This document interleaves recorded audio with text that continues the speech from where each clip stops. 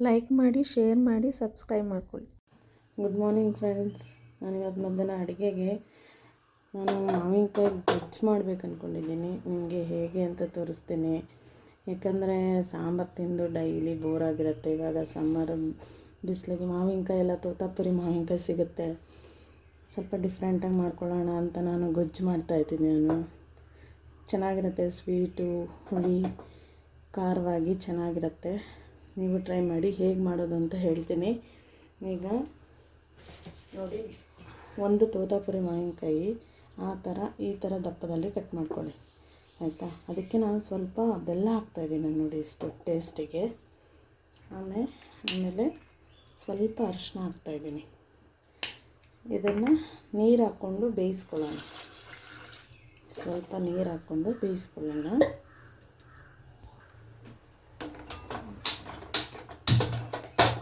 ನೋಡಿ, ಆನ್ ಮಾಡಿದ್ದೀನಿ ಸ್ಟವ್.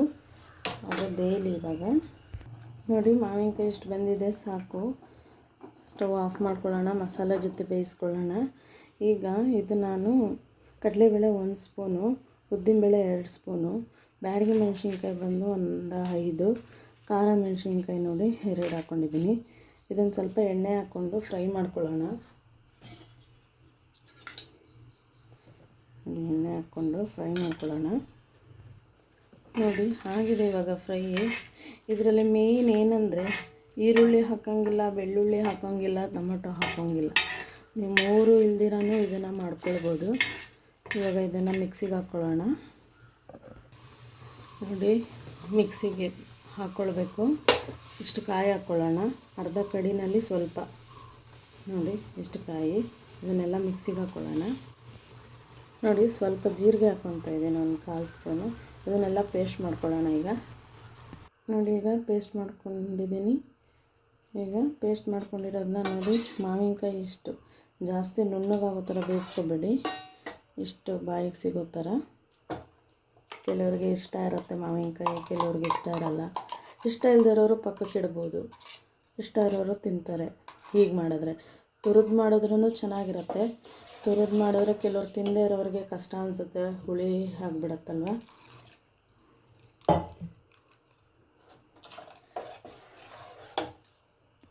ನೋಡಿ, ನನಗೆ ಇಷ್ಟು ತಿಕ್ನೆಸ್ ಸಾಕು. ಬೇಕಂದರೆ ನೀವು ಇನ್ನೂ ತಿಕ್ಕಾಗಿ ಗೊಜ್ಜು ಥರ ಗ್ರೇವಿ ಥರ ಮಾಡ್ಕೊಳ್ಬೋದು. ಸ್ವಲ್ಪ ಇಷ್ಟು ಇರಲಿ, ರೈಸಿಗೆ ಇಷ್ಟು ಬೇಕು. ಈಗ ಇದಕ್ಕೆ ಒಗ್ಗರಣೆ ಮಾಡೋಣ.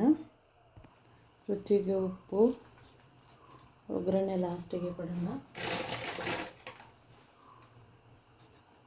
ರುಚಿಗೆ ನೋಡಿಕೊಂಡು ಉಪ್ಪು ಹಾಕಿ.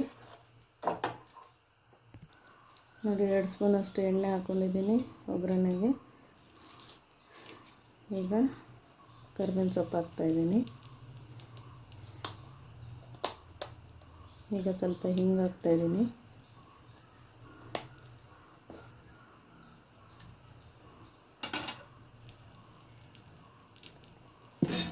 ಇದು ಆಗಿದೆ. ಈಗ ಹಾಕೋಣ.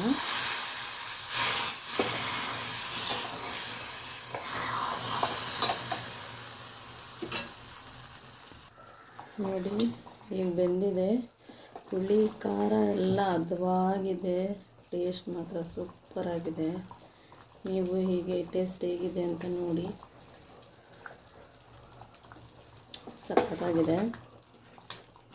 ನನಗಂತೂ ತುಂಬ ಇಷ್ಟ. ನೀವು ಮಾಡ್ಕೊಳ್ಳಿ, ಹೇಗಿದೆ ಅಂತ ಹೇಳಿ, ಆಯಿತಾ. ಈಗ ರೆಡಿಯಾಗಿದೆ. ಸ್ಟವ್ ಆಫ್ ಮಾಡ್ತೀನಿ ನಾನು. ನೋಡಿ, ರೆಡಿಯಾಗಿದೆ. ನೀವು ಮಾಡಿಕೊಂಡು ಹೇಗಿದೆ ಅಂತ ಹೇಳಿ, ಕಮೆಂಟ್ ಮಾಡಿ ಹೇಗಿದೆ ಅಂತ ಹೇಳಿ. ತುಂಬ ಚೆನ್ನಾಗಿರುತ್ತೆ. ಹುಳಿ ಖಾರ ತುಂಬ ಸಖತ್ತಾಗಿರುತ್ತೆ. ನನಗಂತೂ ತುಂಬ ಇಷ್ಟ ಇದು.